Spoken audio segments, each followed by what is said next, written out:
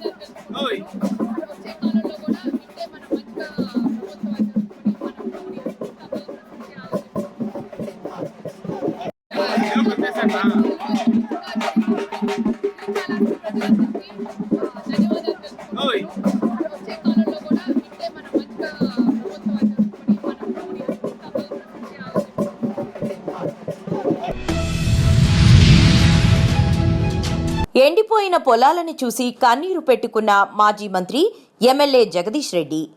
సూర్యాపేట జిల్లా పెన్పహాడ్ మండలంలో సాగునీరు సక్రమంగా అందడం లేదని, పొలాలు ఎండిపోతున్నాయని రైతుల గోస చూసి భావోద్వేగానికి గురైన జగదీష్ రెడ్డి కాంగ్రెస్ ప్రభుత్వానికి రైతుల తరపున దండం పెట్టి అడుగుతున్న తెలంగాణ రైతులకు సాగునీరు ఇవ్వండి.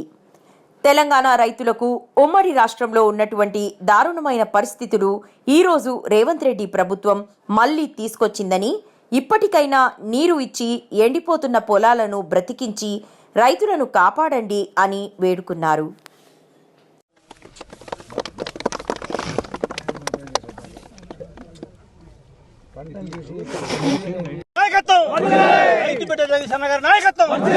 ప్రభుత్వం వెంటనే నీళ్ళ రైతులకు, ప్రభుత్వం వెంటనే ప్రభుత్వం రైతులకు వెంటనే ఎండిపోయిన పొలాలను ఆదుకోవాలి. ప్రభుత్వం వెంటనే ఎండిపోయిన పొలాలను ఎండిపోయిన పొలాలను తక్షణమే రైతులకు న్యాయం చేయాలి. తక్షణమే రైతులకు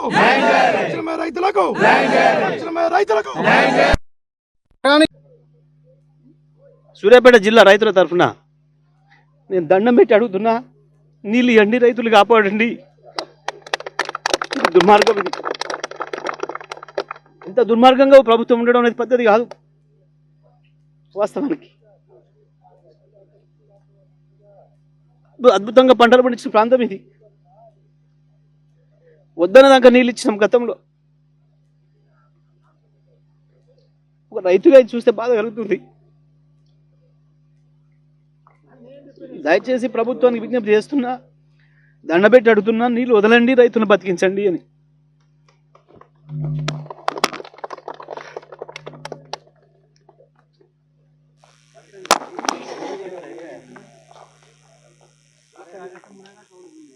రైతు బిడ్డ జగదీశ్ అన్న గారు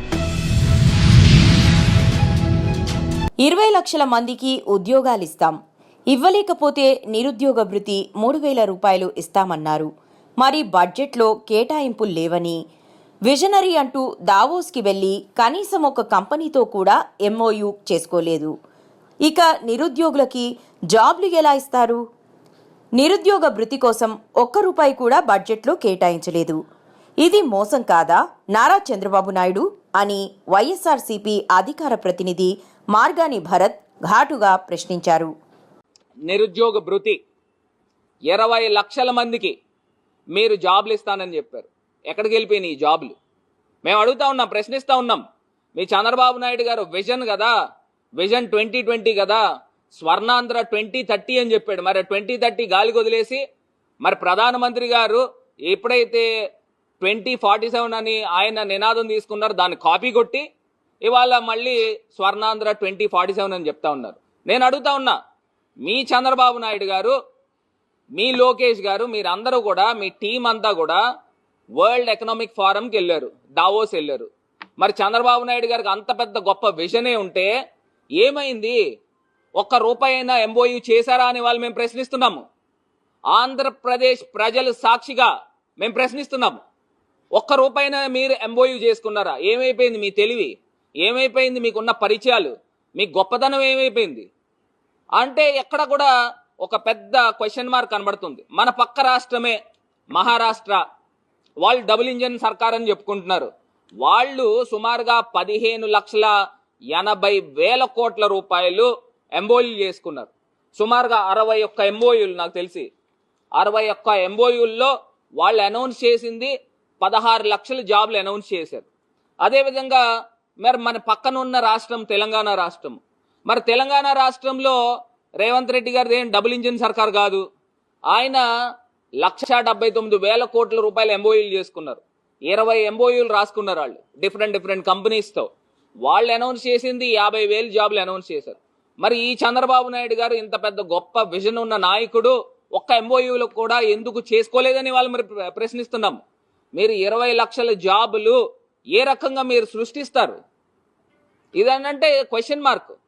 మరి ఇవాళ ఇక్కడ చూసినట్టయితే సుమారుగా ఏదైతే నిరుద్యోగ భృతి గురించి మనం మాట్లాడితే సుమారుగా 20 లక్షల పై మంది నిరుద్యోగుల పైనే ఉన్నారు. అంటే సుమారుగా ఇంతమంది 20 లక్షల మందికి మీరు జాబులు ఇవ్వకపోగా మీరు 3,000 రూపాయలు చొప్పున ప్రతి నిరుద్యోగికి కూడా నెలవారీ మీరు డబ్బులు ఇస్తానని చెప్పారు, నిరుద్యోగ భృతి అని. లాస్ట్ టైం 2014 నుంచి 19 దాకా కూడా అందరికీ కుచ్చుటోపీ పెట్టారు. మరి ఇవాళ మీరు ఏం చేస్తా ఉన్నారు అంటే 2వ సంవత్సరం బడ్జెట్లో కూడా నిరుద్యోగులకు ₹1 కూడా మీరు బడ్జెట్లో కేటాయించలేదు. మరి ఇది మోసం కాదా అని ఇవాళ మేము ప్రశ్నిస్తున్నాం. అవును, తెలంగాణ ఇస్ రైజింగ్. రేవంత్ రెడ్డి పాలనలో తెలంగాణ అప్పులలో, ఆత్మహత్యల్లో, క్రైమ్ రేట్లో రైజింగ్ అని కేటీఆర్ సంచలన వ్యాఖ్యలు చేశారు. తెలంగాణ ఇస్ రైజింగ్, అప్పులలో పెరుగుతుంది, క్రైమ్ రేట్లో పెరుగుతుంది, ఆత్మహత్యల్లో పెరుగుతుంది. రేవంత్ రెడ్డి ప్రభుత్వం వచ్చినాక 1 సంవత్సర కాలంలో ఈ 450 రోజులలో 450 మంది రైతులు రోజుకొక్కరు చొప్పున చచ్చిపోయింది. ఇప్పటికి ఆత్మహత్య ఒక గంటలో పెరుగుతుంది. ఆటో డ్రైవర్ల ఆత్మహత్యలు రైజింగ్, నేత కార్మికుల ఆత్మహత్యలు రైజింగ్, గురుకుల పాఠశాలల్లో పిల్లల ఆత్మహత్యలు rising. Yes, Telangana is rising. ఎలా రైజింగ్? ఆత్మహత్యల్లో, అప్పుల్లో, క్రైమ్ రేట్లో, ఇళ్ళ మాత్రం రైజింగ్ అయింది. ఒక దానిలో మాత్రం డౌన్ అయింది. మీ శంకరపల్లి కొంప ఉచ్చుకున్నాడు, మొత్తం భూముల రేట్లు డౌన్ అయిందా కాదా? నేను చెప్పేది వాస్తవం కాదా? సోషల్ మీడియాలో అనుచిత వ్యాఖ్యలు చేసిన కేసులు, అరెస్ట్ అయిన సినీ నటుడు పోసాని కృష్ణమురళిని కోర్టులో హాజరుపరిచిన అనంతరం రాజంపేట సబ్ జైలుకు పోలీసులు తరలించారు.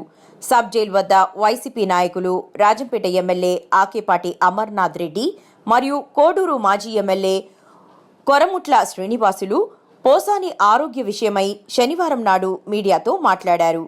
గుండెకు సంబంధించిన జబ్బుతో పోసాని బాధపడుతున్న కారణంగా కడప రిమ్స్ హాస్పిటల్లో వైద్యులు అన్ని పరీక్షలు నిర్వహించగా అన్నీ కూడా నార్మల్గా రావడం జరిగిందని, పోసానికి ఆరోగ్య సమస్యలు లేవని కోడూరు సిఐ వెంకటేశ్వర్లు చెప్పారు.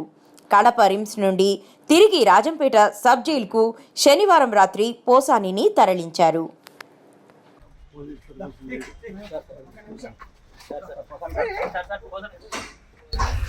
అదేదో ఆపరేషన్ జరిగింది, మన ఆపరేషన్ పరిస్థితి బాగాలేదు. సూపరింటెండెంట్ గారు, డాక్టర్లు, సభ్యులు కూడా డాక్టర్లు పిలిపించి కృష్ణమూర్తి గారు అనారోగ్యంతో ఉన్నారు. అరెస్ట్ చేసింది ఇల్లీగల్గా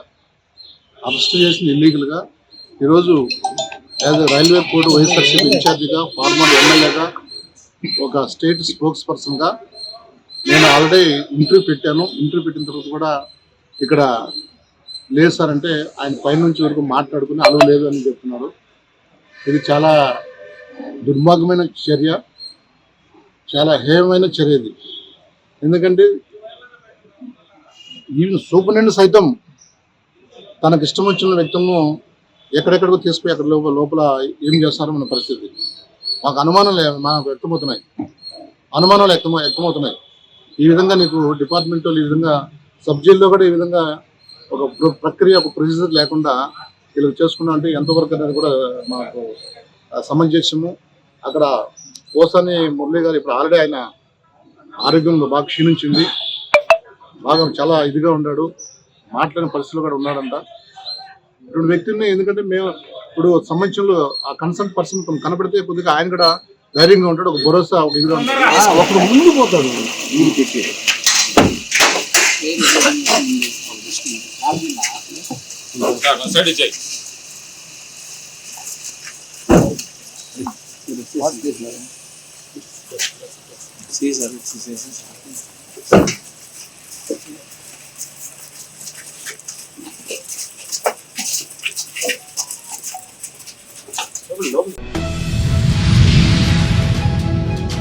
గ్రామీణ ప్రజలకు స్వచ్ఛమైన తాగునీరు అందించాలన్న లక్ష్యంతో Apollo group chairman Padma Vibhushan doctor Pratap C Reddy ఏర్పాటు చేసిన అక్షయధార పథకంలో భాగంగా మండలంలోని గల్లావాళ్ల ఊరు, ఎగుతడకర పంచాయతీ, వెంకటాపురం గ్రామాలలో ఏర్పాటు చేసిన మినరల్ వాటర్ ప్లాంట్ను Apollo hospitals director Gurukavaripalli Narottam Reddy శనివారం ప్రారంభించారు.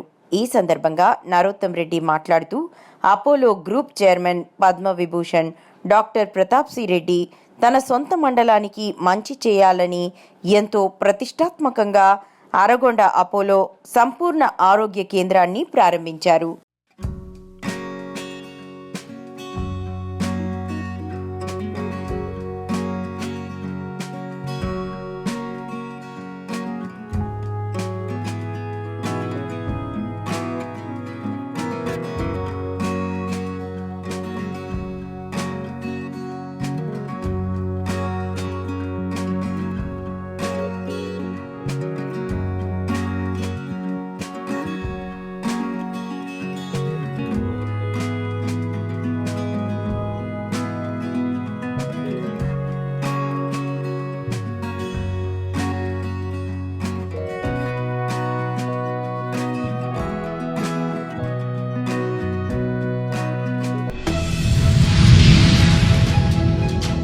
బీఆర్ఎస్ పార్టీ బాన్సువాడ కార్యాలయంలో బీఆర్ఎస్ పార్టీ డైరీ మరియు క్యాలెండర్ను ఆవిష్కరించిన బీఆర్ఎస్ పార్టీ నాయకులు, మాజీ municipal vice chairman Sheikh Zubair.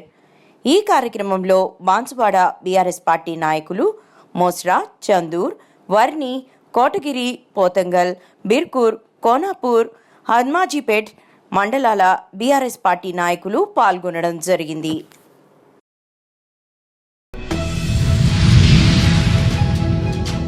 ఖాళీగా ఉన్న మద్యం సీసాల్లో స్థానిక మద్యాన్ని నింపుతూ విదేశీ మద్యం అంటూ విక్రయాలు చేస్తున్న ఇరువురిని అరెస్టు చేసి వారి నుండి 46 మద్యం బాటిళ్లను కాకినాడ 3 క్రైమ్ పోలీసులు స్వాధీనపరుచుకున్నారు. శనివారం దీనికి సంబంధించిన వివరాలను 3 town CI KVS Satyanarayana 3 town police స్టేషన్లో విలేకరులతో సమావేశం నిర్వహించి వెల్లడించారు. ఈ సందర్భంగా ఆయన మాట్లాడుతూ కాకినాడ సాంబమూర్తి నగర్ ప్రాంతానికి చెందిన సయ్యద్ సలీం బాషా, కాకినాడ బ్యాంక్ పేటకు చెందిన శీలం రామకృష్ణలు గత 3 నెలల నుంచి డబ్బులు సులువుగా సంపాదించాలనే ఉద్దేశంతో హైదరాబాద్ నుంచి ఖాళీ విదేశీ మద్యం బాటిళ్లను సేకరించి కాకినాడలో దొరికే ఇండియన్ మేడ్ విస్కీ లిక్కర్ బాటిళ్లను కొని ఒక పరికరంతో ఖాళీ సీసాల్లోకి మందును నింపి విదేశీ బాటిళ్లంటూ ఎక్కువ నగదుకు అమ్మేవారన్నారు. మాకు రాబడిన విశ్వసనీయ సమాచారం ప్రకారంగా 2 వ్యక్తుల్ని అదుపులోకి తీసుకుని వారి వద్ద నుండి మొత్తం 46 బాటిళ్ళు, 36 బాటిళ్ళు రాయల్ రైట్ గ్రెయిన్ విస్కీ, అలాగే 10 బాటిళ్ళు ఆల్ సీజన్స్ విస్కీ బాటిల్స్ని సీజ్ చేయడం జరిగింది.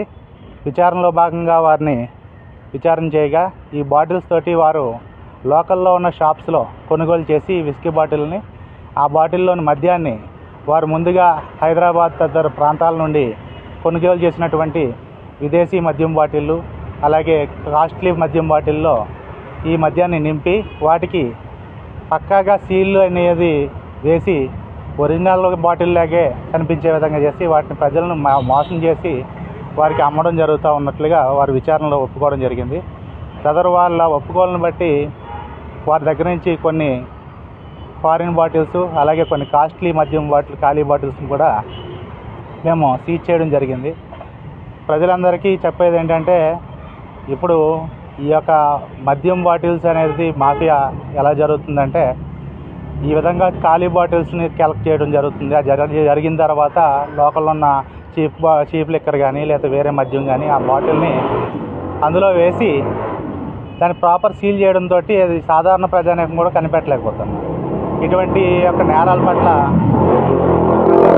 ప్రజలందరూ కూడా జాగ్రత్తలై ఉండాలని, ఏదైనా ఇటువంటి సమాచారం వారికి తెలిసిన వెంటనే పోలీసు వారికి తెలియజేసినట్లయితే ఇటువంటి యొక్క నేరాలని అడ్డుకట్ట వేసేందుకు సదా మేము ప్రయత్నం చేస్తుంటామని, ఇందు మూలంగా ఈ యొక్క కల్తీ మద్యం తయారీదారులకి, అలాగే ఈ అక్రమ మద్యం తయారు చేసే వాళ్ళకి పోలీసు వారి తరఫున కఠినమైన చర్యలు ఉంటాయని చెప్పి హెచ్చరిస్తున్నాం. గిఫ్ట్ షాప్ రన్ చేస్తూ ఉంటాడు. అతను ప్రీవియస్గా ఈ పెర్ఫ్యూమ్ బాటిల్స్, ఇలాగే ఫారిన్ పెర్ఫ్యూమ్ బాటిల్స్ కలెక్ట్ చేసి అందులో లోకల్ పెర్ఫ్యూమ్ వేసి ఇది ఫారిన్ బాటిల్ అని చెప్పేసి ఫస్ట్ ఇనీషియల్గా చేసేవాడు. తర్వాత ఈ మధ్యకాలంలో దాని నుంచి ప్రేరేపణ పొంది ఈ యొక్క బాటిల్స్లోకి సీల్ అనేది ప్రాపర్ చేస్తూ వాళ్ళు ఈ మద్యం వ్యాపారం అనేది చేయడానికి స్టార్ట్ చేశారు. కానీ అతి త్వరలోనే వీళ్ళని మనం క్యాచ్ చేయడం జరిగింది.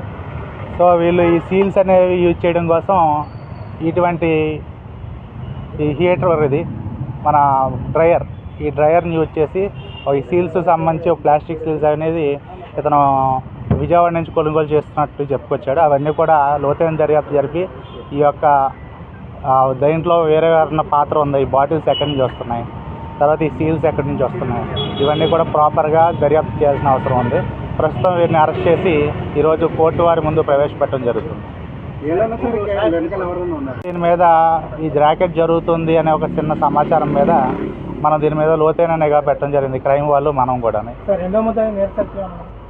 రెండో ముద్దాయికి నేర చరిత్ర ఏం లేదు.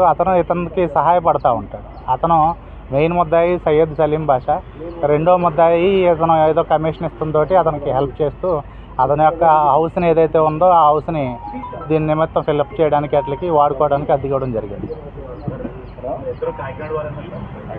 ఇద్దరు కూడా కాకినాడే, ఒకరు సాంబమూర్తి నగరు, ఇంకొకరు బ్యాంకుపేట.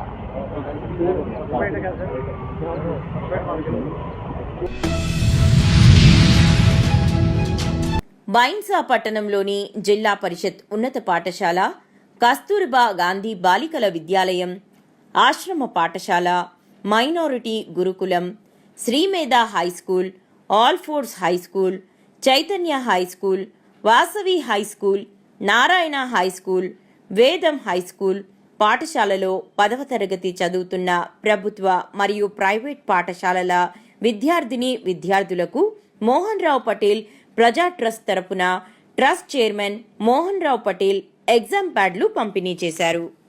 ఇలాంటి వ్యక్తిని మేము ఈరోజు మా పాఠశాలకు వచ్చిందంటే మేము చాలా సంతోషంగా ఫీల్ అవుతున్నాం సార్. అండ్ సార్ చెప్పినట్టుగా మా పిల్లలకి ఇదంతా ఎందుకు చెప్తున్నారు అనేది సార్ అన్నారు. అది చెప్పడం దేనికి అని అంటే వీళ్ళు ఫ్యూచర్లో చాలా వరకు మీరు ఏవైతే అవకాశాలు కల్పిస్తున్నారో వాటన్నిటికీ మ్యాక్సిమము వీళ్ళందరూ కూడా అర్హులే అవుతారు సార్. ఎందుకంటే ఎనీ కాంపిటేటివ్ ఎగ్జామ్స్ ప్రిపేర్ కావాలంటే సెల్ఫ్గా వాళ్ళ తల్లిదండ్రుల ద్వారా సమకూర్చుకోలేని పరిస్థితుల్లో ఉన్నారు సార్. సో అలాంటి పరిస్థితులు ఉన్నటువంటి వీళ్ళకి ఒక దిశానిర్దేశం చేసినటువంటి వాళ్ళుగా ఈరోజు మాకు ఒక మెసేజ్ అనేది అందించారు మా విద్యార్థులందరికీ కూడా. ఎందుకంటే కాంపిటేటివ్ నెక్స్ట్ వీళ్ళు ప్రిపేర్ అయ్యేది పాలిటెక్నిక్, ఆ ఎగ్జామ్కి మీ ద్వారా మాకు కొంచెం హెల్ప్ అయితే తప్పకుండా మా పిల్లలు పాలిటెక్నిక్ ప్రిపేర్ కాగలుగుతారు. అంతేకాకుండా మాకు ఇంటర్మీడియట్ కూడా ఉంది సార్. ఇక్కడ ఇంటర్మీడియట్ పిల్లలకి టీటీసీ కానీ అలా నెక్స్ట్ ఫర్దర్ స్టడీస్ కూడా చాలా ఉపయోగపడుతుంది. So we are very thankful sir. మీరు ఈరోజు మాకు వచ్చి ఇంత చెప్పడం అనేది మీ ద్వారా మాకు ఈ అవకాశాలు ఉన్నాయని చెప్పడం అనేది చాలా సంతోషంగా ఫీల్ అవుతున్నాము. We are very happy and we are very చాలా సంతోషంగా ఉంది సార్. ఈరోజు మీరు మా పాఠశాలకు వచ్చి ప్యాడ్స్ అనేది మేము మామూలుగా పిల్లలకి హెల్ప్ఫుల్గా బోర్డ్ ఎగ్జామ్స్ ఫస్ట్ రాస్తున్నారు, మీ ద్వారా అందుకొని మా పిల్లలు 10 పాయింట్స్ సాధించాలని మేము కోరుకుంటున్నాము. అంతేకాకుండా మా పిల్లలు చాలా ముఖ్యంగా మా కస్తూర్బా గురించి చెప్పుకోవాలంటే అంటే చెప్పడం అనేది కాదు, కానీ మా పిల్లలు ఇక్కడ వచ్చేసి 3 ఇన్స్టిట్యూషన్స్ రన్ అవుతున్నాయి sir. College and English medium and Urdu medium 3 ఇన్స్టిట్యూషన్లు ఇందులోనే రన్ అవుతున్నాయి. ఇప్పటివరకు 2011 నుండి కూడా ఇక్కడ 10th క్లాస్ స్టార్ట్ అయింది సార్. అప్పటి నుండి కూడా మా విద్యార్థులు ఎవరైతే ఇక్కడ చదివిందో చాలామంది సాఫ్ట్వేర్లో గవర్నమెంట్ ఎంప్లాయీగా సెటిల్ అయిపోయారు సార్. ఈవెన్ బాసర్లో ఐఐటీలో కూడా మా స్టూడెంట్స్ ఉన్నారు సార్. ఈ విధంగా చెప్పుకోవడం మాకు చాలా సంతోషంగా ఉంది. అలాగే ఈ విద్యార్థులు కూడా చాలా క్లెవర్ ఉన్నారు. ఇప్పుడున్న దాంట్లో కూడా minimum 5 to 6 members 10 above grades సాధించే అవకాశాలు కూడా ఉన్నాయి సార్.